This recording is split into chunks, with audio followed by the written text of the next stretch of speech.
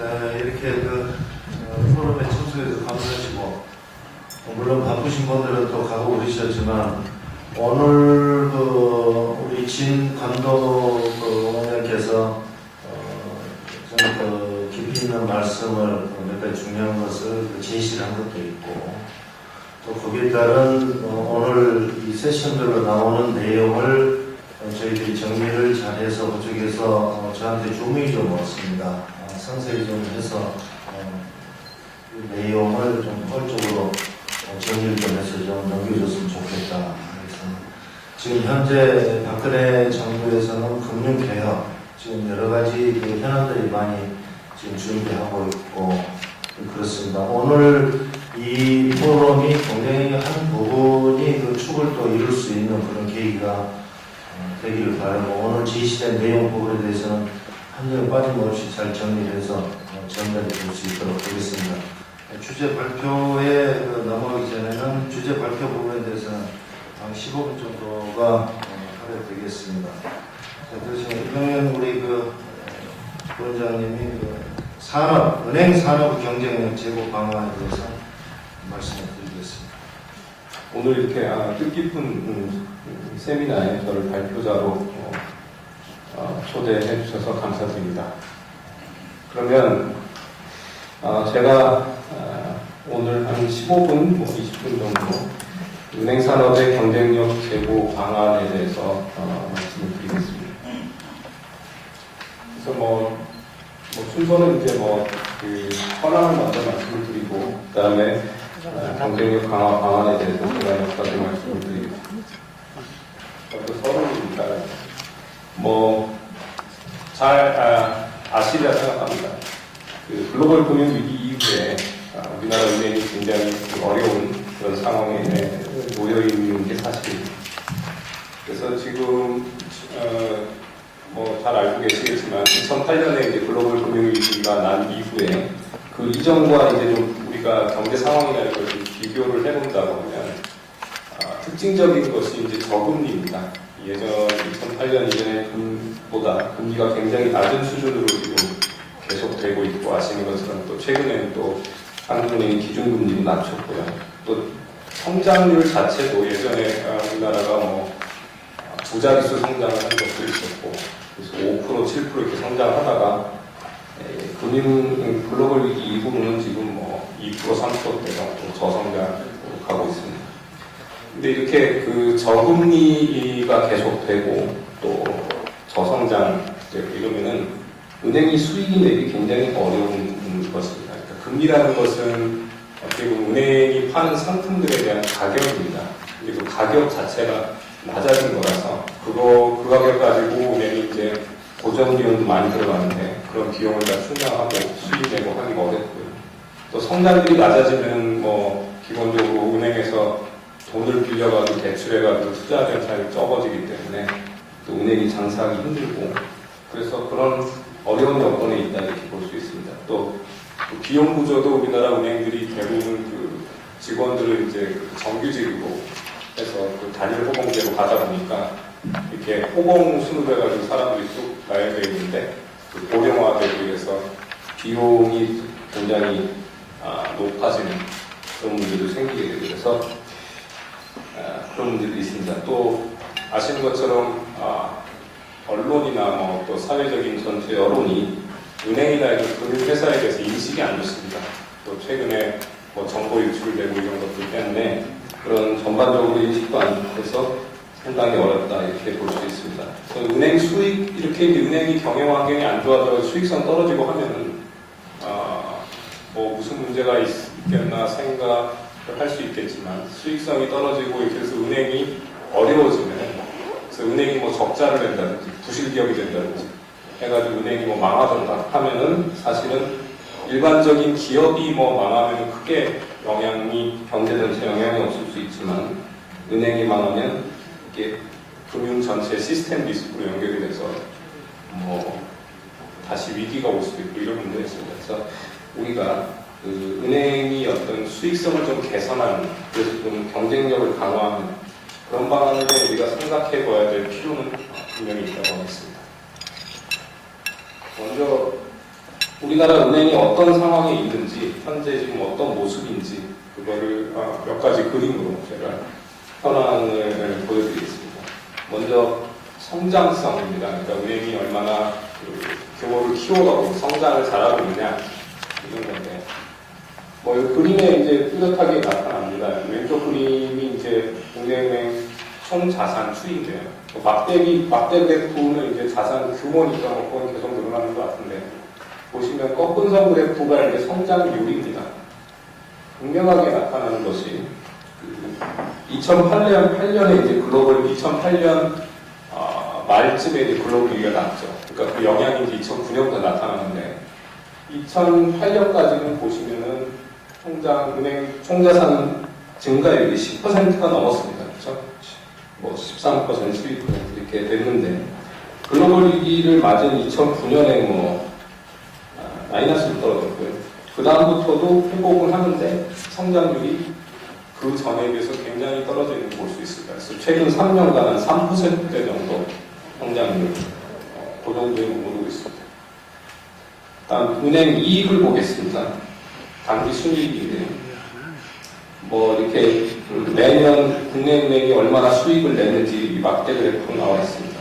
이것도 글로벌 위기를 기점으로 한번 비교해 볼 수 있겠습니다. 글로벌 위기 2008년인데요. 2008년 전에 직전에 2007년 보면 국내은행 당기 순이익이 15조 원이었습니다. 그런데 지금 그 2008년에 위기를 맞으면서 이게 반으로 뚝 떨어졌고요. 그 다음부터는 뭐 등락을 하다가 2014년, 그러니까 작년 말에 다시 7.2조 원 정도 나타나고 있습니다. 그래서 이것이 그러니까 글로벌 위기 이전에는 뭐 10조 원대 수익을 계속 냈고, 또 글로벌 위기 직전에는 뭐 15조까지 갔었는데, 이 이런 당기 순이익이 위기 이후에는 거의 반토막이 났다, 이렇게 볼 수 있고요. 특히 이제 재작년이죠. 2013년에 당기 순이익이 4.5조 원으로 굉장히 낮은 수준이었습니다. 그래서 이게 그 11년부터 보시면 이렇게 당기 순이익이 쭉 떨어지고 있는데, 그러다가 14년에 조금 회복을 했는데, 이것이 뭐 은행이 어떻게 뭐 강사를 더 잘했다든지 경제 환경이 좋아졌다든지 이런 요인이 아니라 뭐 기업에 대한 뭐 대선 비용이 감소했다든지 하는 일시적 요인들로 해서 일시적으로 늘어난 거라서 이게 뭐 계속 유지될 수 있겠느냐에 대해서도 좀 우려가 있는 그런 상황입니다. 그래서 당기 순이익이 위기 이후에 그 전에 비해서 한 절반 정도 떨어졌다 볼 수 있고요. 그 다음은 수익률을 보여주는 ROE입니다. ROA는 이제 총자산 대비 당기 순이익이 몇 프로냐. ROE는 그 자본 대비, 자기 자본 대비 수익이 몇 프로냐. 이걸 보여주는 건데, 여기 이제 그래프가 있습니다. 그래서, 위에 좀 진한 게 ROE고, 또 아래쪽 흐린 게 ROA인데, 뭐, ROE건 ROA건 간에 보시는 것처럼 2008년 글로벌 위기를 전후로 해서 극명하게 딱 갈리는 것을 보실 수 있습니다. 그래서 글로벌 위기 전에는 ROE도 10%가 넘었고 ROA도 1% 넘고 굉장히 좋았는데, 위기 이후는 보시면은 ROE가 10% 밑으로 떨어졌고요. 특히 2013년, 14년 오면서 5% 밑으로 떨어졌습니다. ROE가 5% 밑으로 은행이 떨어지면 상당히 어렵습니다.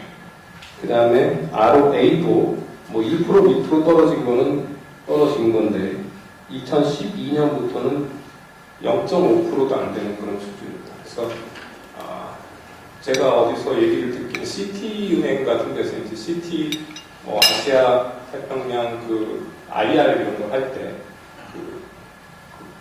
그 투자자들한테 이제 그 IR을 하는데 어떻게 설명하냐면 시티의 그 은행의 성과가 굉장히 좋다, 아시아에서. 그래서 성과가 ROA가 몇 %다 얘기할 때 한국은 빼고 나머지 평균이 몇 %, 이런 얘기 합니다. 그래서 한국이 굉장히 안 좋기 때문에 그걸 넣어버리면 전체 평균이 떨어져가지고 자기네도 실적이 안 좋을 것 같으니까 한국은 빼고 나머지 너무 좋으니까 투자 많이 하십시오, 이렇게 얘기했다고 합니다. 그래서 그만큼 우리나라 은행들이 지금 안 좋은 상황입니다. 다음 순이자 마진인데, 이거는 뭐 이름은 좀 어렵게 생겼지만 순이자 마진이라는 게 뭐냐면 은행이 은행이 자산이 있고 부채가 있으니까 자산은 이자를 벌어들이니까 이자부 자산이라는 게 이자를 벌어들이는 자산, 부채는 이제 이자를 돈을 줘야 되고요.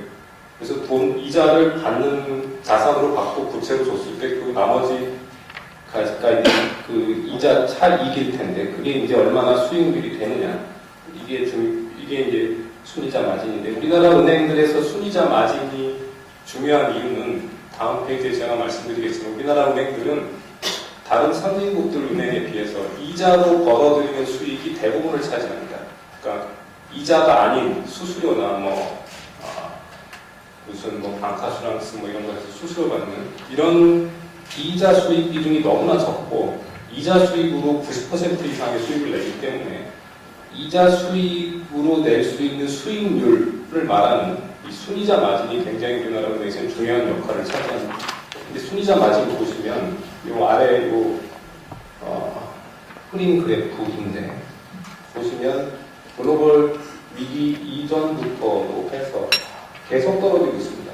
그러니까 2005년에 2.81%로 상당히 높았는데 이게 계속 떨어져가지고 지금 2014년에는 1.79 이게 아마 거의 사상 최저라고 제가 알고 있는데 그 2000년대 들어왔을 때 최저니까 1.79% 떨어져서 은행이 우리나라 은행들 대부분 이자 이익만 내고 있는데 이익을 내기 어려운 그런 상황이다 이렇게 생각됩니다.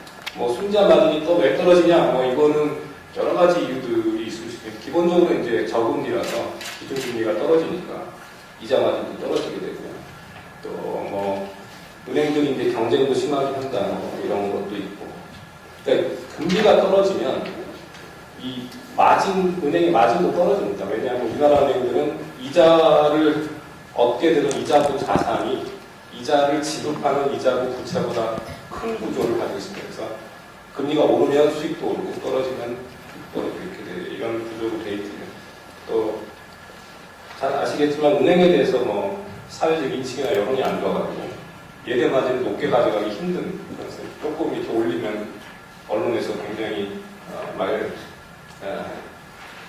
어렵게 힘들게 하기 때문에 그것도 어렵고 그러다 보니까 금리도 떨어지고 경쟁도 심하고 여론도 안 좋고 이러다 보니까 마진이 계속 떨어지고 그런 상황이라 이자이익, 비이자이익 기준입니다. 은행들이 수익을 내는데 이자 부분에서도 수익을 내고 비이자 쪽, 그러니까 수수료들 그런 거에서도 수익을 내죠. 그래서 이자이익, 비이자이익으로 은행의 수익 구조를 우리가 볼 수 있는데 우리나라 은행의 특징이 이렇습니다. 요 밑에 파란 게 이자이익 포션이 있고 위에 회색이 이제 비이자이익 비중인데 보시는 것처럼 거의 대부분 이자이익으로 수익을 내고 있습니다. 특히 작년에는 그래서 지금 보면은 글로벌 위기 이전 2007년에는 그래도 비이자이익 비중이 25% 정도 됐어요. 굉장히 좋았는데 위기 나면서부터 이게 비이자이익 비중이 급격히 줄어들면서 작년에는 10%도 안 됩니다. 그래서 이자이익 비중이 한 90% 정도 되고 비이자이익 비중이 10%도 안 되는 수익 구조를 가지고 있습니다. 이게 다른 나라는 어떠냐? 미국 같은 예를 들면 미국 은행들은 평균적으로 비이자이익 비중이 한 40% 정도 됩니다. 그래서 은행 수익 구조가 좀 너무 이자이익 쪽으로 편중되어 있다 이렇게 볼 수 있고 이렇게 수익 구조가 이렇게 포트폴리오가 안 좋으면 이자이익 쪽에 뭔가 충격이 가면 은행이 그냥 어려워질 수 있는 그런 문제가 있게 되죠. 그래서 뭔가 이 수익 구조를 좀 비이자이익 쪽을 늘리는 그런 노력을 은행들이 좀 많이 해야 됩니다. 그 다음에 이건 이제 비용 구조인데, 운용 경비율, 그러니까 이익 대비 판매 관리비가 어떻게 되느냐. 보시는 것처럼 지금 최근 들면서 이게 급격히 높아지고 있습니다. 그러니까,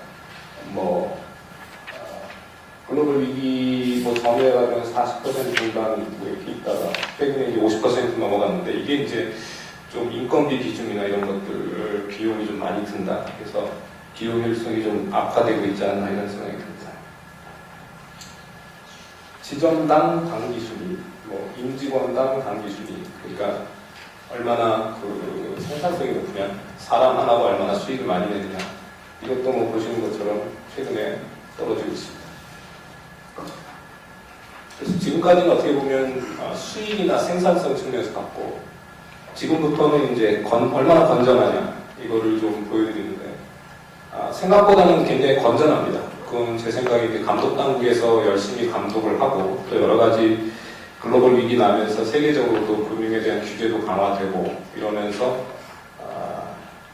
좀 이렇게 우리가 관심을 많이, 정책 당국에서도 관심을 많이 기울이고 해서 이 건전성은 좀 좋아진 것 같습니다. 그래서 여기 기업 대출 쪽 보시면 이 아래쪽이 이제 그 기업 대출 연체율인데, 연체율이 뭐 1%도 안 됩니다.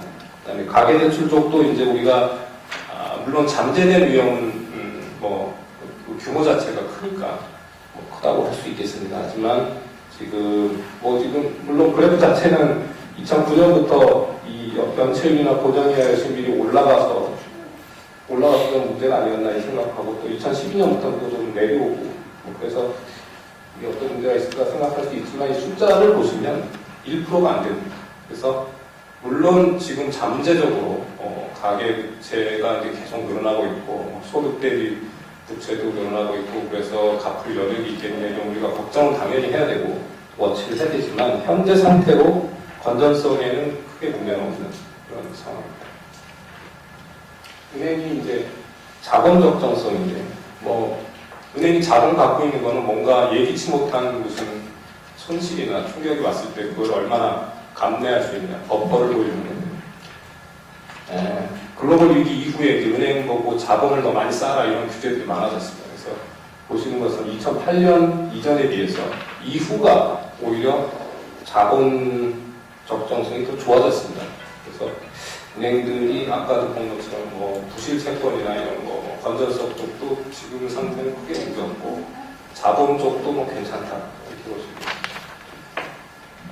그래서 요약해서 말씀드리면, 결국은 제가 지금까지 말씀드린 내용 그대로입니다. 수익성은 안 좋고, 근데 건전성, 자본 적정성 이 부분은 괜찮다. 이렇게 말씀드리겠습니다.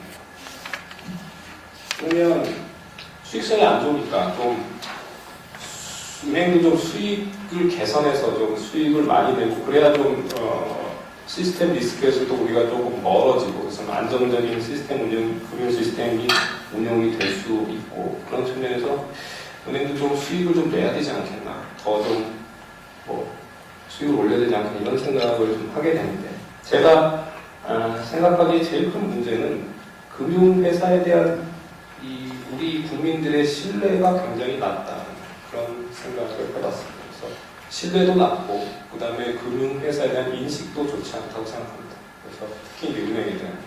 그래서 예를 들어서 제가 예전에 몇 년 전인지 기억이 안 나는데, 기사를 보면 그때 거의 같은 날 삼성전자가 사상 최대 이익을 냈고, 그 다음날인가 또 은행들도 사상 최대 이익을 냈습니다. 근데 삼성전자가 사상 최대 이익을 냈을 때는 모든 언론이 굉장히 기뻐하고 너무 열심히 했다. 우리도 이제 세계적인 기업을 갖게 됐다. 굉장히 긍정적인 반응이에요. 그 다음날 은행이 사상 최대 이익을 냈다니까 이 죽일 놈들이 그 서민들의 주머니를 털어가지고 이렇게 이익을 내다니 이 사람들 얼마나 받는지 봐야 된다 그러면서 급여가 얼마고 굉장히 부정적입니다. 그래서 이 같은 우리나라 기업인데 제조업체가 수익 많이 내면 굉장히 기뻐하고, 은행이 수익 많이 내면 굉장히 죽일 놈 되는 그런 이 어떤 전체적인 이런 사회적인 분위기, 인식 이런 거, 사실 이게 안 좋으면 은행들이 뭔가 아까 말씀드린 수수료 이익이나 이런 비자 이익 쪽이 굉장히 안 좋다고 말씀드렸는데, 그럼 뭔가 수수료 이익을 내려고 새로운 서비스를 개발해서 수수료를 얼마 받겠다 이렇게 했을 때 이게 여론이 먹혀들지가 않습니다. 굉장히 부정적인 일이 많기 때문에 그런 거 못하고, 또 예대 마진도 높게 못 가고, 그러다 보면 계속 수익이 안 좋아지는 거예요. 그래서 이런 부정적인 인식을 좀 개선하는데, 이 금융권, 은행뿐 아니라 정책 당국, 또 오늘 이 폴리뉴스를 포함해서 이 언론 종사자 분들께서도 좀 노력을 해주셔야 되지 않나, 저는 이렇게 생각합니다. 특히 이제 여기 제가 쭉 써놨으니까 읽어보시면 대충 내용은 아실 것 같고요. 이제 이게 은행이나 이렇게 돈을 빌려주는 자에 대해서 인식이 안 좋은 거는 예전부터 그렇지 않습니까? 예전부터 돈으로 이렇게 뭐 장사를 하는 사람, 뭐 고리대금업자니까 인식이 처음부터 안 좋았고, 그다음에 뭐 우리나라 금융회사들 아시겠지만 뭐 위기 나면서 공적 자본 들어가서 우리 주머니에서 세금 털어가지고 살려줬고 뭐 이런 것도 있고, 그다음에 예전에는 아시겠지만 외환위기, 97년 외환위기 이전까지만 해도 금융시장에 언제나 작은 초과 수요 상태였습니다. 그러니까 무슨 말이에요? 돈 빌려주는 사람이 굉장히 항상 갑이고, 돈 빌리는 사람이 항상 을로 이렇게 막 쫓아다니는 그런 상황이었어요. 그래서 뭔가 돈 빌려주는 자에 대해서 뭔가 좀 인식이 안 좋은 그런 것도 있었고, 여러 가지 그런 일들이 있다 생각합니다. 특히 우리나라 이제 어떤 금융이라는 것이 돈을 버는 건 이제 서비스를 제공하고 돈을 받는 건데, 그렇지 않습니까? 금융 서비스라는 것은 근데 제조업체 그 물건하고는 다르게 눈에 보이지 않습니다. 서비스를 제공하는 건데, 서비스에 대해서 뭔가 반대급부, 가격을 내야 된다, 돈을 내야 된다. 이거에 대한 인식이 굉장히 부족합니다. 우리나라 사람. 그렇게 생각하는데, 특히 이제 아시는 것처럼 음식점에서 이렇게 중국집 가서 군만두 이런 거 하면은 서비스입니다. 서비스라는 말은 그냥 그대로 공짜라는 말이지 않습니까? 그래서 인식이 좀 서비스에 대해서 돈을 내는 게 좀 부정적이다. 그래서 그런 것들이 모여서 좀 은행 등 금융회사가 부정적 인식을 갖고 있지 않나 생각이 되고요. 그래서 여러 가지 신뢰 회복 방안을 우리가 좀 노력을 해야 되겠다. 외부 통제도 강화하고 또 좀 가격 체계 투명성도 제고하고 여러 가지 금융회사 신뢰 회복을 통해서 어떻게 보면 금융회사가 사회적 저항 없이 적당한 이익을 추구할 수 있는 환경을 만들어야 되지 않나 생각합니다. 그 다음에 수수료 수입 쪽을 아까 이제 확대해야 된다고 봤는데, 수수료 수입을 이렇게 조금 이건 전문적으로 구분을 하면 대고객 수수료 이런 게 이제 ATM 수수료나 이런 겁니다. 송금 수수료. 그다음에 업무 대행 이거는 이제 업무를 대신해 주는 거니까 방카슈랑스나 이런 거고, 기타 업무가 이제 M&A 수수료라든지 이런 어떤 투자은행 그런 것들. 사실은 이 대고객 수수료는, 그러니까 ATM 수수료라든지 아니면 은행에서 송금하는 거, 송금 수수료 이런 거는 여기 보시면 표에서 보시는 것처럼 비중이 그렇게 높지 않습니다. 은행 수수료에서. 그런데 이거를 조금 올리고 이러고 굉장히 사회적 저항이 심합니다. ATM 수수료 내가 돈 찾는데 지금까지 500원 받다가 이거 1000원 받겠다 하면 굉장히 기분 나빠. 그래서 어떻게 보면 이런 거 이렇게 사회적 저항이 있는데, 이거를 올려가지고 수수료 수입 늘리려고 하기보다는 이거는 좀 ATM 예를 들면은 공동 이용해서 비용을 줄인다는 점에서 비용 합리화 차원에서 은행이 접근해야 되지 않나 생각하고, 특히 여기서 보면 기타 업무 관련 수수료, 이게 주로 뭐냐면은 프로젝트 파이낸스 한다든지 자산 유동화한다든지 이런 거 있으니까 뭔가 투자은행 업무 해가지고 수수료 드는 이것이 비중이 큽니다. 그래서 이쪽 역량을 좀 은행이 확대했으면 좋지 않겠나 생각합니다. 다음 핀테크 같이 이제 신성장 동력을 좀 발굴 해야 되겠다. 핀테크 잘 아시는 것처럼 세계적으로도 지금 빠른 속도로 증가하고 있고요. 우리나라에도 뱅커의 탑타워 출시되면서 본격화하고 있습니다. 그래서 이쪽에 좀 은행들이 관심을 가지고 여기서 새로운 수익을, 새로운 성장 동력을 좀 발굴해야 되지 않나 하는 생각을 합니다. 근데 지금 우리나라 보면은 제가 말씀드리면은 너무 이 지급 서비스 쪽에 집중하고 있지 않나 하는 생각이 듭니다. 그래서 이쪽 말고도 인터넷 전문은행이라든지 또 핀테크라는 게 금융과 IT를 결합하는 거니까 위험관리라든지 은행이 또는 대출 심사하는 데도 이거를 응용할 수 있습니다. 그래서 너무 지금 지급 서비스 쪽에만 이쪽에만 집중되어 있는 관심을 좀 이런 쪽으로도 넓혀야 되지 않을까 생각합니다. 그다음에 해외 진출이세요. 아까 감독 원장님께서도 말씀하셨지만 해외 진출 지금 물론 많이 늘어나고 있지만, 지금 우리나라 은행들의 큰 문제가 지금 은행이 그 사이즈는 굉장히 커졌고 세계 100대 은행에도 몇 개 은행이 들어가고 해서 세계적으로 사이즈가 커졌는데, 그럼에도 불구하고 거의 모든 수입을 국내에서 내고 있다는 겁니다. 그래서 어떻게 보면 이렇게 해가지고는 은행이 더 이상 성장하기 굉장히 어렵죠. 수입도 그렇고. 그래서 해외 진출은 어떻게 보면 이게 쉽냐 어렵냐를 떠나서 이건 당입니다. 해외에 나가서 수익을 내야 되고요. 특히 이제 여기 일본은행하고 좀 비교를 해봤는데, 일본은행도 우리나라 은행들과 ROE 추이가 거의 비슷한 이렇게 모습을 보이니까 이러면서 일본은행이 해외 진출을 많이 했습니다. 그래서 우리도 좀 해외에 나가야 되겠다. 뭐 이런 거고요. 해외 진출을 하면서 뭐 여러 가지 어떤 방식들이 있겠는데 중요한 거는 아직 뭐 여러 가지 말씀드릴 것이 많게 하겠지만 뭐 소매금융 같은 경우는 사실은 우리가 거기서 뭐 은행이 깃발을 꽂고 자기 지점을 개설하고 이렇게 해가지고는 굉장히 어렵습니다. 소매금융이라는 거는 현지에 토착화된 서비스가 필요하기 때문에 현지 은행을 M&A하는 그런 방식이 좀 필요하지 않나 생각이 들고 또 뭐 동해금융 할 때는 지점 형태가 적합하지 않나 이런 마이너한 말씀을 드립니다. 그 다음에 이제 최근에 빅데이터가 많이 발전하고 있는데 이런 걸 이용해서 그 새로운 신용평가 모델을 만든다든지 해가지고 수익을 더 도모할 수 있겠다 이런 말씀드립니다. 그래서 여기 오른쪽 표가 산업별로 빅데이터가 얼마나 영향을 주느냐 봤을 때 금융업에 굉장히 영향을 많이 줍니다. 그러니까 생산성이라는 의사결정 같은데 영향을 많이 주고 우리가 빅데이터를 이용하면 금융에서 특히 은행들이 마케팅이나 신사나 이런 데서 그걸 개선해서 이익을 낼 수 있는 여지가 많다 말씀드리고 이건 참고로 이제 그 세계적인 다른 나라 은행들이 빅데이터 시스템을 이용해서 어떻게 이익을 내고 있는지 이런 걸 제가 넣어봤습니다.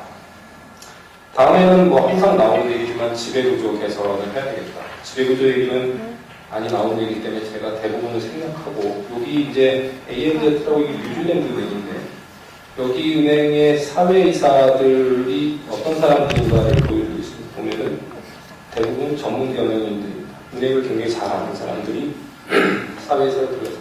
이런 것처럼 사회이사뿐 그러니까 사내이사들, 경영진들뿐 아니라 사회이사들까지 은행을 잘하는 전문가들이 이렇게 경영진에 포진할 수 있도록 제도를 만드는 그런 것이 굉장히 중요하겠다 말씀드리고요. 그 다음에 전문 인력 확보, 전문 직군별 인사관리 이것도 상당히 중요한데 우리나라 은행들 지금 굉장히 이게 안 되고 있습니다. 힘들죠. 이게 이제 우리나라 은행들 대부분 직원이 아까도 처음에 말씀드렸지만 단일 호봉제로 그냥 쫙 이렇게 나이별로 이렇게 한 줄로 서 있죠. 그래서 전문 직군별로 이렇게 인사관리를 해가지고 뭐 굉장히 은행 수익의 기여도 높고 중요한 직군이면 연봉도 굉장히 높아질 거고 아니면 굉장히 단순한 업무를 하면 뭐 연봉도 낮아야 되고 이렇게 좀 비용 관리도 다각적으로 하면서 또 우수한 인력을 채용하려면 돈을 많이 줘야 되거든요. 돈은 안 주면서 그냥 프라이드를 가져라. 이건 지금 우리 이 자본주의 사회에서는 잘 안 통하는 게 아니다. 그렇게 하려면 이런 단일 호봉제 뭐 이런 것보다는 직군별 인사관리가 굉장히 필요하지 않나 생각합니다. 다음에는 뭐 자산관리 서비스인데 이것도 지금 저성장 고령화, 특히 고령화로 가고 있기 때문에 우리가 자산관리 서비스에 은행들이 좀 발을 디디고 열심히 해야 되지 않나 말씀드리고요. 감독적으로 보면은 결국은 은행들이 돈을 벌려면 여기서도 뭔가 혁신을 해야 되고 창의력을 살려야 됩니다.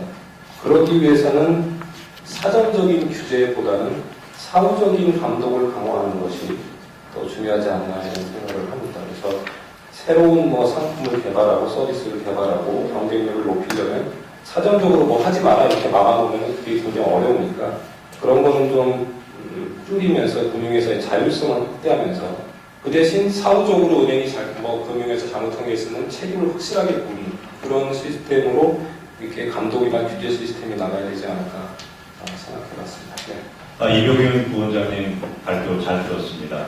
여러 가지 제언해 주신 바가 있고 정책에 참고할 바가 많은 것 같습니다. 주로 업계가 해야 할 일 위주로 많이 설명을 해주신 것 같습니다. 정부가 해야 할 일은 맨 뒷페이지에 한 페이지 정도로 간략히 해주셨습니다만 저희는 어떤 거를 저희에게 주문하고 계시는지 잘 알고 있습니다. 그래서 제가 일단 경쟁력 의미라든지 경쟁력 형황 이런 것들은 앞에 자세한 말씀이 있었어서 간략히 한 말씀을 드리고요. 그 은행이 해야 할 일, 그리고 정부가 해야 할 일, 이렇게 크게 두 가지로 나눠서 좀 말씀을 드리고자 합니다. 오늘 주제가 이제 은행산업의 경쟁력 강화가 아니고 경쟁력이라는 것은 시장 경쟁에서 이길 수 있는 능력이라고 저는 생각을 합니다.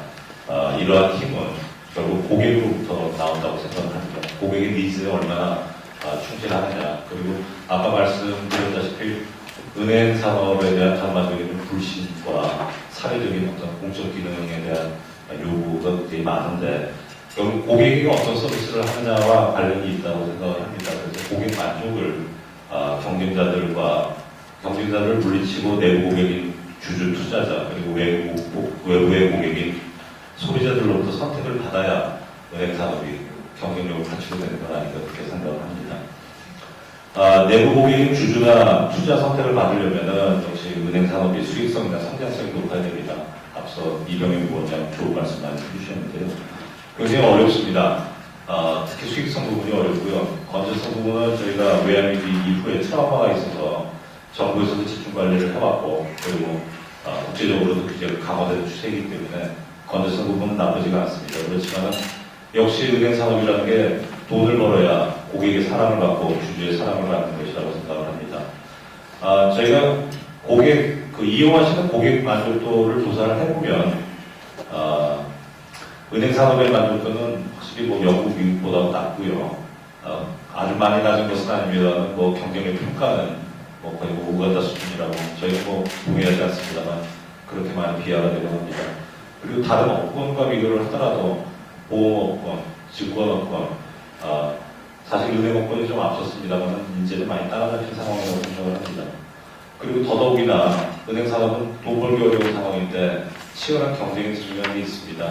이제는 IT 업계까지 핀테크 바람을 타고 은행의 고유 영역에 대한 도전을 해오고 있고 뿐만 아니라 내년부터 이제 계좌의 동제라고 여러분들이 주거래 계좌를 다른 은행으로 옮기실 때 사실상 통신비라든지 아파트 관리비라든지 출금 계좌까지 같이 이체를 해야 되기 때문에 많은 번거로움이 있으셨을 거예요. 그게 한 번 방문으로 자동으로 다 될 수 있게 되는 서비스가 내년부터 시행됩니다. 계좌의 동제로 각 주거래 은행 지금까지는 이제 집토끼라고 생각을 하고 은행들이 기존 충성 고객에 대한 관리가 거의 안 돼 있었는데 그분들에게도 많은 서비스를 해야 하는 그런 또 경쟁의 직면을 하게 됩니다. 그래서 이런 치열한 경쟁이 치열해지는 이런 상황을 은행들이 어떻게 활용하느냐에 따라서 향후 전망 굉장히 달라진다고 보고 있습니다. 보통 저희가 많이 하는 스왑 분석으로 우리 은행에 처한 상황을 저희가 간단히 살펴봤습니다. 저희에게는 강점도 있습니다. 발전된 인터넷이라든지 모바일 뱅킹 시스템, 그리고 아까 말씀드린 건전성 양호한 건전성. 이런 부분은 스트렝스, 강점에 해당하겠습니다. 그렇지만 이제 약점은 아까 말씀드린 이자 이익 위주로 수익 구조라든지 그리고 담보나 보증 이외에는 여신자가 이루어지지 않는 그런 보수적인 여신관행 그리고 낮은 고객 만족도 이런 것들은 약점, W 위크니스라고 생각을 하고요. 그렇지만 기회도 있다고 봅니다. 최근 한류 열풍을 타고 아시아 신국에 진출할 수 있는 기회가 많아졌고 마침 그 나라도 금융시장을 개혁하고 개방하는 그런 추세에 와 있습니다. 그리고 우리나라가 이 핀테크 조류에 맞춰서 여러 가지 좋은 상품을 내놓을 수 있는 그런 잠재력도 있다고 생각을 합니다. 그래서 그런 오퍼튜니티 기회가 있다는 점 말씀드리고요.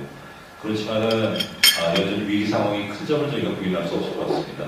크라이시스 쪽에 위기 쪽에는 저희가 이제 저성장과 저금리 상황이 장기간 지속이 될 것으로 생각이 되고요. 그리고 업권 간 그리고 통신 IT 같은 이전 산업 경쟁이 격화되는 점도 굉장히 저희가 위기 상황이라고 생각을 합니다.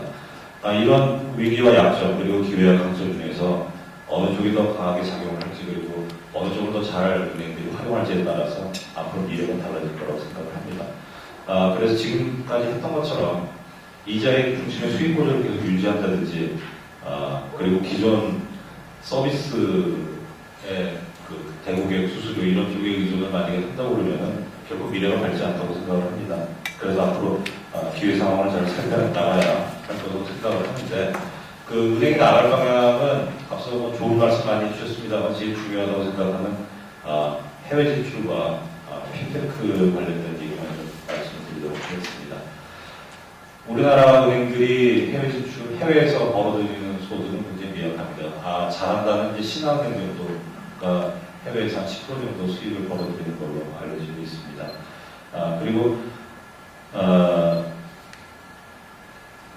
나가서 지금 한다는 것이 뭐 교부성대라든지 현지 진출 기업들에 대한 아주 제한적인 서비스를 제공하고 있는데, 우리가 어떤 철저히 현지화 전략을 수립을 한다면, 아까 뭐 M&A 말씀도 하셨고, 그렇습니다만 아시아 신구에서 한국형 성공 모델을 충분히 만들어낼 수 있을 거라고 생각을 합니다.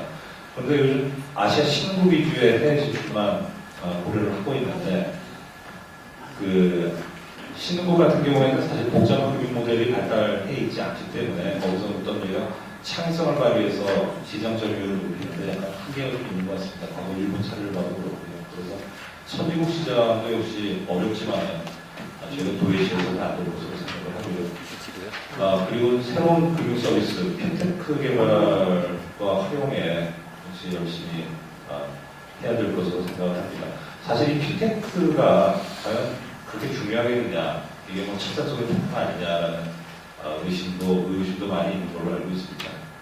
그렇지만 저희가 이 핀테크에 대해서 주목하는 것은 기존에 보수적으로 해오던 이 비즈니스 관행에 어떤 큰 전환점이 된다고 생각을 하게 됩니다. 그러니까 일하는 방식에 대한 어떤 마인드셋 변화를 가지고 그런 역할을 한다고 보는 거고요. 그리고 기존 모델에서 은행들이 굉장히 침체 상황임에도 불구하고 기존에 하던 영업 방식 전혀 바꾸려고 하지는 않거든요. 그래서 어떤 어학의 매개한만이 풀어낸다는 그런 정도의 저희가 직간접적 효과가 있을 것으로 생각을 합니다. 그리고 이 핀테크가 사실은 가진 잠재력을 충분히 발휘하려면 빅데이터랑 결합이 돼야 되는 것이거든요. 아까 빅데이터에 대해서 간단히 말씀하셨습니다. 최근에 작년에 신용정보 입주를 사태 이후에 개인정보 보호에 대한 물론 중요한 가치입니다만은 우리 사회 균형점이 그쪽으로 너무 지나치게 치우쳐 있는 측면이 있습니다. 사실 지금의 보호 체제는 제가 비유를 들자면 이거 어떤 전문가 비유 문제가 나왔는데 고속도로에서 길 다 막아놓고 지금 음주운전 체크하겠다는 그런 정도의 아주 강화된 규제 시스템이라고 보여집니다. 외국하고 비교를 해서 가장 큰 차이라고 제가 얘기를 하는 것은 최근 이제 SNS에서 돌아다니는 공개된 개인정보를 가지고 과연 이걸 대출 침탈에 활용할 수 있느냐. 정형화된 정보 가지고는 그 사람에 대한 제한적인 정보 활용밖에 안 되거든요. 근데 이 사람에 대한 평판이라든지 SNS에서 활동하는 이 사람의 뭐 성향, 친구들의 뭐 스타일이라든지 이런 걸 해외에서 활용을 해가지고 대손율도 상당히 낮추고 그걸 또 이제 연체율도 낮추고 대출이자 인하로 고객에게 돌려주는 그런 서비스를 제공을 하고 있는데 우리나라 개인정보 보호 시스템에서는 본인이 SNS 공개한 것까지도 동의 없이는 활용할 수 없게 제한적으로 되어 있습니다. 그래서 핀테크를 활용하기 위해서 현재 정보 보호 시스템이 외국에 비해서는 좀 지나친 점이 있다는 차원에서 어떤 사회적 합의가 새로 형성이 되어야 될 것으로 생각을 합니다. 그리고 핀테크 관련해서 한 말씀 더 드리자면은 은행들이 자기들이 수익 모델로 만들 수 있다는 그 사고의 전환이 있어야 된다고 생각합니다. 그동안 보면은 IT를 어떤 기존 금융 서비스의 효율화를 위한 하나의 도구 정도로만 생각을 했거든요. 그리고 이게 발달을 하다 보니까 고객들의 파일을 뺏어 먹는 하나 경쟁자 정도로 생각을 했는데 경험시하고 있었습니다. 근데 해외에서 이제 성공 사례를 보니까 런던 같은 은행가 대표적인 케이스인데 이게 은행에게 새로운 수익 모델을 작용할 수 있다는 점을 은행들이 먼저 인식을 했습니다. 그래서 은행들이 오히려 유망한 IT 서비스를 발굴을 하고 그 사람들의 아이디어 개발부터 이 사업으로서 성공시키는 점까지 아주 1대1 멘토링까지 해가면서 많은 투자를 해오고 있습니다. 그래서 우리나라 은행도 그거에 대한 사고의 전환이 있어야 된다고 생각을 하고요. 이제 정부 정책 방향을 또 관련해서 말씀을 드리겠습니다. 앞서 여러 가지 좋은 지적 많이 해주셨습니다. 사전적 금융비제 완화하고 사후적 감독 강화하자. 저희가 금융이 바뀌어야 된다고 생각을 합니다. 정부도 바뀌어야 된다고 생각을 하고 최근에 저희 위원장이 바뀌었습니다만 바쁜 현장 홍보를 이어나가고 있습니다. 감독검사 제재 관련된 시스템을 많이 뜯어고치고자 금융감독원에서 열심히 노력하고 있고요. 오전에 이 점에 대해서 진웅서 원장께서 좋은 그 의지를 많이 밝힌 것으로 제가 알고 있고요. 저희가 바꾸겠다고 하는 발표한 것 중에 가장 큰 것 중에 하나가 그동안 검사 나가서 개인에 대해서 확인서나 문답서를 진부하는 것을 원칙으로 폐지하겠다는 점을 밝혔습니다. 근데 사실은 이거는 검사를 받아본 사람들만이 이것이 얼마나 큰 임팩트가 있는 걸 알 수 있거든요. 사실 언론에서 크게 다루지 않아서 이건 언론인들은 검사를 받아보지 않아서 이걸 잘 모르시구나 그런 생각을 했습니다만 사실 그 개인 문답서 확인서 진부하는 것이 개인에 대한 제재를 하기 위해서 필요한 증빙 수단이었죠. 근데 개인에 대한 제재를 하다 보니까 은행의 보수 조건에는 오히려 부추기고 책임지지 않으려는 좀 그런 분위기를 만드는데 저희 감독당국 일조를 한 바가 있는 것 같습니다. 그래서 앞으로 제재는 기관 제재 중심으로 하고 개인에 대한 제재는 그 기관의 판단에 맡기는 쪽으로 저희가 크게 시스템을 바꾸려고 그러고요. 그리고 그동안 금융회사의 수수료나 금리, 배당 이런 가격에 대한 개입이 많았다는 비판을 저희가 잘 인식하고 있습니다. 그래서 자율성의 원칙을 보장하는 나라 쪽으로 가도록 하고요. 그리고 금융회사의 자율문화 정착을 위해서 저희가 내부 평가 문제, 또 내부 통제 강화 이런 부분에 있어서 신경 쓰고 있다는 말씀드리고 그리고 정착 단계에 필요한 많은 부분에 있어서 정부가 지원을 하려고요. 어떤 특정 수익기만 확보할 때까지는 해외 지점이나 자회사나 경영실대 평가 유익 결정을 하고 해외 자회사에 대한 신용보험시에 답보지도 유익 결정을 그런 지원을 해오고 있습니다. 그리고 마지막으로 이제 핀테크 통해서 저희가 새로운 서비스 개발할 수 있는 제도 환경을 조성하고 있습니다. 2월 27일에 IT금융융합 지원방을 발표를 해가지고 그동안 사전 규제 중심으로 되어 있던 거를 전부 다 사후 규제로 바꿔나가고 그리고 그렇지만 이게 보안 측면에 구멍이 생길 수가 있기 때문에 정보 보호라든지 보안 문제든지 철저히 챙겨 나가겠습니다. 그리고 기존의 금융제도라는 게 전부 다 사람이 만나서 페이스투페이스로 하는 오프라인 위주로 되어 있었습니다. 이렇게 온라인 모바일 고객이 올 거라고 생각을 못하고 만들어진 제도인데 그런 숨어있는 것들 다 찾아내서 저희가 온라인 환경을 포용할 수 있도록 제도 개편을 해나가고 그리고 그동안 칸막이로 다 끊어놨던 그런 규제들을 아무래도 융합의 시대가 왔다 보니까 저희가 전업주의 원칙 크게 훼손 안 하는 범위 내에서 그거를 다 융합에 걸맞는 새로운 제도 환경을 저희가 구현해 나가도록 하겠습니다. 우리 성병도 금융위원회 금융서비스국장께서 토론 내용을 들어보니까 정말 많은 변화와 또 새로운 어떤 세계를 나가기 위해서 특히 국내는 물론이고 그리고 그 금융산업 부분에 활성화를 시키기 위해서 굉장히 노력하시는 부분이 이렇게 보입니다. 자, 다음은 윤석현 우리 숭실대 금융학부 교수님 토론이 있겠습니다. 네, 안녕하십니까. 숭실대학교의 윤석헌 교수입니다. 자료를 보시면 토론 자료로서 좀 분량이 많다 이렇게 생각하시는 분이 많을 텐데 제가 처음에 이 자료를 준비하면서 얼마를 작성을 하는 게 적정할까 그래서 제가 여쭤봤더니 16페이지 내지 20페이지 말씀을 하셨어요. 파워포인트로. 그래서 토론으로 조금 많지 않을까 이렇게 말씀드렸더니 이 정도를 예상하신다 그래서 나름대로 제가 또 이것저것 정리를 하는 차원에서 만들어 보다 보니까 20페이지가 됐습니다. 그래서 여러분들 조금 많다고 생각하시겠지만 주어진 시간 안에 빨리 말씀을 드리도록 하겠습니다. 앞에서 이병윤 부원장님하고 손병구 국장님께서 많이 말씀을 하셔서 가급적이면 중복되는 부분은 좀 빼고 제가 드리고 싶은 말씀을 좀 드리도록 하겠습니다. 우선 금융환경의 변화, 그 다음에 금융개혁의 기본과제, 그 다음에 은행권의 발전 방안 이렇게 세 가지로 나누어서 말씀을 드리겠습니다. 여러분들 갖고 계신 자료에 55쪽으로 가겠습니다. 금융환경 변화를 개관하고 있는데 저성장에서부터 저물가를 거쳐서 저 아래 저금리까지 쭉 나열을 해 놓았습니다. 여러분들이 다른 곳에서도 늘상 이제 접하시는 그런 이슈들이라고 말씀드릴 수 있고 제가 여기서 말씀드리고자 하는 것은 오른쪽에 각각의 이 환경이 변화하는 부분이 사실은 기회이고 도전이다 이렇게 말씀드리고 싶습니다. 은행이 앞에서도 그런 말씀들을 많이 해주셨는데 변화하지 않으면 사실 할 일이 없어요. 환경이 변화하기 때문에 은행은 할 일이 생긴 겁니다. 예를 들면 고령화가 그렇고 그 다음에 최근에 이제 내수 중심으로 우리가 움직여 가야 된다 그런 얘기를 또 많이 하는데 그것도 은행권에는 저는 개인적으로 기회라고 봅니다.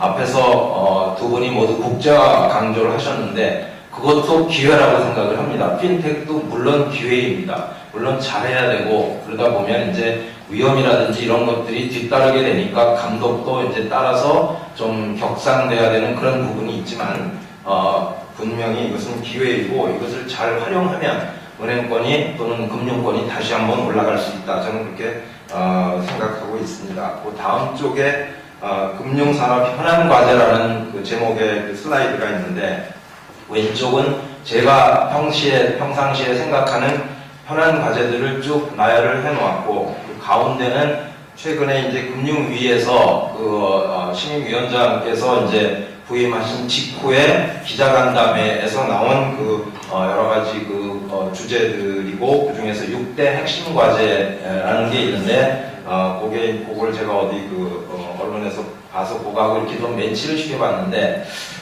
제가 감히 말씀드리면 여기 가운데 부분에 기술금융 확충 자본시장 기능 강화 핀테크 부분은 저도 거의 동의를 합니다. 그런데 그 부분을 빼고 다른 부분은 터치를 안 하신 부분도 굉장히 많고 또는 어떤 포인트를 언급을 하셨는데 조금 방향이 좀 다른 그런 것이 아닌가라는 생각을 하게 되는 그런 부분들이 있었습니다. 어쨌거나 이것들이 모두 다 지금 금융산업의 경쟁력 강화라는 그런 큰 목표를 위해서 우리가 이제 나아가고 있는 것이다 라고 할 때 또 다른 어케이전에서도 이제 그런 이슈들을 이제 언급을 하실 거라고 생각을 하지만 하여간에 현 시점에서 우리 금융 또는 은행권이 갖고 있는 중요한 과제들을 거기다 한번 리스트를 해봤습니다. 56쪽으로 가서 금융개혁의 기본과제라는 주제가 있는데 제가 말씀드리는 내용을 크게 두 가지로 구분해보고 싶습니다. 앞에서도 그런 말씀이 조금 나왔는데 금융개혁이라는 거하고 금융혁신을 좀 구분할 필요가 있다 이렇게 생각을 합니다. 금융개혁은 제도나 규제나 이런 걸 바꾸는 것입니다. 그리고 그것은 상당히 많은 부분이 정부에게서 와야 된다 이렇게 생각을 하고요. 금융혁신은 금융기관들이 주어진 제도 또는 변화되는 환경과 규제 하에서 새롭게 창출해내야 되는 상품과 서비스에 관한 것입니다. 그래서 두 개가 조금 구분되었으면 좋겠고요. 우선 금융개혁이라는 건 우리가 지금 논의하는 전체의 필요조건 같은 것이다. 그래서 이것은 반드시 해야 되고 정부가 좀 책임지고 만들어 주셔야 된다. 이렇게 말씀드릴 수 있고요. 그걸 토대로 해서 금융혁신이 자라날 수 있도록 그렇게 끌고 가야 되지 않겠나 그렇게 생각을 합니다. 첫 번째 개혁의 주제가 이제 지배구조 개선이고 잘 아시다시피 최근에 KB금융 사태로 인해서 금융회사 지배구조 모범기준안이라는 게 만들어져서 나왔습니다. 그런데 대단히 죄송한 말씀이지만 그런 것이 한쪽에서 제시되는가 하면 또 한쪽에서는 낙하산 인사가 계속되고 있거든요. 이걸 국민들이 어떻게 이해를 해야 되는지 이게 참 굉장히 굉장히 안타까운 일이기도 하고 이런 상황이 계속 진행이 되면 솔직히 말씀드려서 금융개혁이라는 게 과연 뜻대로 잘 갈까 하는 그런 이제 생각을 해보게 됩니다. 다음 슬라이드로 넘어가서 규제 완화하고 감독 강화 앞에서 이병윤 위원장께서도 지적을 하셨는데 규제는 우리 한국 입장에서는 완화가 답인 것 같고 감독은 강화가 답인 것 같습니다. 그런데 해외를 보면 규제도 강화하고 감독도 강화하는 겁니다. 그것은 이제 최근에 2008년 이후에 금융위기이기 때문에 뭔가 금융 시스템을 이제 새로 뜯어 고치겠다. 그래서 특히 은행권을 중심으로 좀 더 이거를 규제해서 안전하게 끌고 가겠다라는 이제 그런 방침에 따르는 것인데 이제 우리나라의 경우에는 이제 쭉 그동안 많이 얘기가 된 것처럼 관치금융이라는 것들이 아직도 이렇게 이어지고 있는 물론 정도의 차이가 있겠지만 아직도 그런 것이 이어지는 상황에서 금융권의 은행권의 좀 자율 문화 정착 이런 게 꼭 필요하지 않나. 근데 다행히도 최근에 그 임 위원장님께서 이제 부임하시고 나서 이런 얘기들이 이제 조금씩 나오는 것 같아서 좀 기대를 크게 해보겠습니다. 금융감독 체계의 개편 방향은 다른 경우에 또 여러 경우에 이제 얘기가 된 적이 있어서 시간 관계상 넘어가기로 하고 58쪽에 은행권 발전 방안으로 가겠습니다. 우선 첫 번째가 이제 핀테크인데요. 요즘 모두가 다 핀테크를 얘기하는데 아무도 정확히 핀테크가 뭔지 알지 못하는 것 같습니다. 그래서 이게 그렇다고 해서 저는 꼭 이 부분을 부정적으로 보는 것은 아니에요. 그런데 너무 단기적으로 우리가 보고 있는 거 아닌가. 여기서 중요한 것은 뭐냐면 은행이 핀테크를 해서 무엇을 할 것이냐라는 거를 꼭 생각해야 된다. 그거는 소비자의 니즈, 여기서 소비자라는 건 개인일 수도 있고 기업일 수도 있습니다. 그 개인과 기업의 니즈를 개발하고 충족하는 데 이 핀테크의 중장기 목표가 맞춰져야 된다. 이런 것이고요. 이게 뭐 이렇게 다 이렇게 그 쏠림 현상 식으로 해서 이렇게 그런 식으로 최근에 이제 지급 결제 쪽에 초점이 맞춰져서 계속 가고 있는데 그런 것들은 조금 우리가 좀 이렇게 슬로우 다운을 하고 조금 그 은행의 기본적인 중개 기능을 잘 수행할 수 있는 데 필요한 여러 가지 뭐 지급 결제도 있고 여기 나와 있듯이 해외 송금도 있고 자산 관리도 있고 그다음에 뭐 대출의 신용 평가 부분도 있고 상당히 그 다양한 부분에서 뭔가 기술을 영입해서 금융 서비스라는 것을 획기적으로 바꾼다라는 그런 개념으로 가면 좋지 않겠는가. 비근한 예가 인터넷 뱅크인데요. 인터넷 뱅크는 사실 카드도 그렇고 우리나라 에서 사실 그 서비스 수준이 상당히 높다. 저는 개인적으로 그렇게 보고 있습니다. 그래서 굳이 이 지급 결제에 우리가 그 핀테크의 주력을 거기다가 쏟을 필요가 있을까? 물론 이제 그게 다 연관이 된다라는 부분에서는 뭐 필요할지도 모르겠지만 그런 부분에 대해서는 우리가 조금 좀 깊이 있게 한번 생각해 볼 필요가 있지 않을까 그런 생각을 하고요. 그 다음에 이제 은산분리 얘기가 나오는데 이거는 주제를 조금 벗어나는 것이다. 저는 그렇게 개인적으로 보고 있습니다. 다음 쪽으로 가면 거래형 금융이라는 얘기를 제가 써놨는데 영어로 트랜잭션 뱅킹입니다. 이건 뭐냐면 그 금융위기를 맞고 나서 이 금융권에서 어떤 생각들을 하고 있냐면 자 이게 레버리지를 너무 느려가지고 끌고 가는 거 대출 많이 해주고 이런 거는 위험하더라. 그러니까 그런 것보다는 우리가 은행이 기업을 도와주는데 기업의 거래를 가서 도와주자라는 것이거든요. 그래서 이게 상당히 좀 폭발적으로 해외에서는 그 주목을 받고 있습니다. 그리고 이건 물론 앞에서 말씀드린 핀테크를 기반으로 해서 발전할 수밖에 없어요. 그래서 거기 보면 이제 맥켄지 보고서 같은 것은 2012년에 벌써 이게 3,230억 불 수준이었다. 그리고 그것이 2017년까지 뭐 연 12%씩 성장할 것이다. 이렇게 예측을 하고 있는 그런 상황이거든요. 그래서 우리도 이런 쪽으로 좀 해서 우리 그 은행들이 기업을 이렇게 쫓아가면서 그 기업의 거래를 도와주고 그렇게 함으로써 은행 자체도 뒤에서 이제 다시 말씀을 드리겠지만 수익도 좀 올리고 기업도 도와주고 그리고 함께 크는 그런 전략이 필요하지 않을까 이렇게 생각을 합니다. 그 다음 쪽에 보시면 엄니채널 뱅킹이라는 얘기를 하고 있는데 이거는 앞에서 트랜잭션 뱅킹이라는 게 기업 금융에 관한 것이라면 이 옴니채널 뱅킹은 대체적으로 소매 금융이라고 볼 수 있고요. 그동안의 이제 금융은 사실은 비성복을 만들어서 파는 것인데 앞으로는 이 고객의 정보를 받아들여서 그걸 가지고 토대로 해서 어떤 상품 서비스를 개발해서 그거를 그 다양한 채널을 통해서 고객한테 제공해주는 그런 쪽으로 간다. 그래서 옴니채널이라는 표현을 씁니다. 멀티채널하고 좀 다른데요. 멀티채널이라는 건 이제 뭐 모바일도 하고 점포도 있고 인터넷도 있고 이렇게 여러 개가 있다라는 뜻이고 옴니채널이라는 건 그거를 유기적으로 통합해서 서비스를 한 단계 끌어올리겠다라는 그런 것이거든요. 한국도 이제 이런 서비스들을 몇몇 그 금융기관들이 카드 회사들을 중심으로 해서 수행하고 있는 것으로 아는데, 관련해서 앞에서도 손 국장님께서 말씀을 하셨는데, 이 정보 이용하는 문제, 이런 부분에 대해서 우리가 규제나 이런 쪽을 좀 더 정교하게 들여다볼 필요가 있다, 이렇게 생각을 합니다. 기술금융에 관해서 기술금융이 뭐 앞으로 이제 중요한 그런 상황이라고 생각하는데, 최근에 이게 조금 좀 쏠림 현상 같은 것이 있는 것 같고요. 그래서 관련해서 이 위험 관리 같은 것도 꼭 필요하지 않겠나. 그리고 이제 그 금융위와 금감원 간의 혼연일체 금융개혁이다, 이런 표현을 최근에 쓰셨는데, 저는 개인적으로 이거 잘 이해를 못하겠습니다. 왜냐하면 감독은 감독으로서 해야 될 일이 분명히 있거든요. 체크앤밸런스를 해야 되는데, 그러면 혼연일체 한다라는 것은 체크앤밸런스를 안 한다라는 것인지, 그래서 그 부분에가 조금 오해 소지가 있지 않을까, 그렇게 생각을 하고요.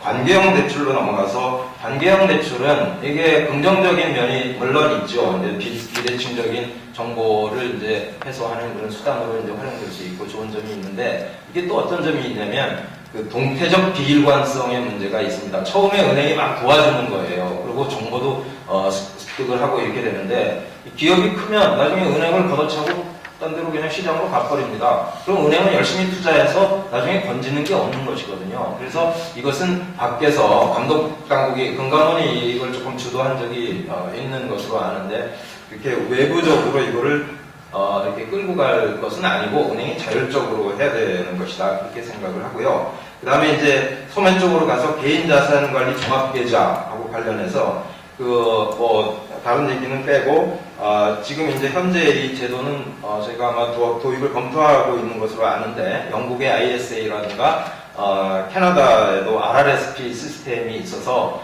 기본적으로 가입 자격이나 한도 이런 거를 좀 여유 있게 신축적으로 끌고 갈 필요가 있다. 이게 자본시장, 그리고 뭐 은행도 마찬가지겠지만 그걸 이제 육성하는데 상당히 도움이 많이 될 것이다, 그렇게 생각이 되고요. 그 다음에 금리 수수료 결정권, 이거 시장으로 반드시 돌려보내야 된다. 그래야 앞에서 이제 이 부원장께서도 말씀을 하셨지만, 여러 가지 또 은행들은 인센티브가 생겨서 수수료 수익 같은 거를 이제 창출해 내려고 노력도 하게 될 것이고, 그런 그 선순환 과정이 이제 이어질 수 있다, 이렇게 말씀드릴 수 있고요. 수익성 제고하고 관련해서 수익성을 우리가 은행 수익성을 높여야 된다, 이런 이제 말씀을 우리 이 부원장께서 해주셨는데, 거기에 대해서 왜 은행의 수익성이 높아져야 되느냐라는 반론이 있습니다. 근데 그거에 대한 답을 우리가 좀 생각해 볼 필요가 있는데, 그거에 대한 답은 그래야 은행이 중개 기능을 제대로 수행할 수 있다라는 게 답이라고 저는 생각을 하고요. 그래서 최근에 우리가 이자이익, 비이자이익 이렇게 구분해서 뭘 자꾸 계산을 하는데, 그렇게 하지 말고 은행이 하는 행위 중에서 이것이 중개이익에 해당되는 것이냐, 아니면 그냥 돈 벌기 위한 것이냐, 이 두 가지로 구분해서 뭔가 이렇게 자료도 모으고 그다음에 좀 표시도 하고 이렇게 해야 된다, 이렇게 말씀드리고 싶습니다. 마지막으로 국제화에 대해서 말씀드리면, 앞에서 거래형 금융, 이게 지금 거래형 금융이 굉장히 폭발적으로 지금 증가하고 있고, 특히 아시아권에 이게 모이고 있는 그런 상황이기 때문에 한국의 입장에서는 이게 상당히 좋은 상황이다. 그래서 우리가 맨날 핀테크 얘기만 하지 말고 핀테크를 기반으로 해서 기업들이 해외에 진출하는 걸 은행이 나가서 도와주고, 과거에 우리 대기업들하고는 그걸 잘 못했는데 이제는 중소기업 키워서 은행도 같이 커야 되는 거 아니겠습니까? 그리고 그거를 통해서 국제화도 하고, 그리고 뭐 돈도 벌고, 그렇게 하면 중개 기능도 좀 높아지고 긍정적인 그런 효과가 있지 않을까, 그렇게 생각을 해봤습니다. 시간을 좀 많이 쓴 것 같습니다. 네, 수고하셨습니다. 참 굉장히 시간이 우리 교수님이 빨리 진행하시느라고 땀내고 대단히 죄송하시고요. 자, 시간이 너무 많이 잡아먹어서 죄송스러워 보였습니다. 질문하실 분 있으면 한 번만 받도록 하겠습니다. 있으시면.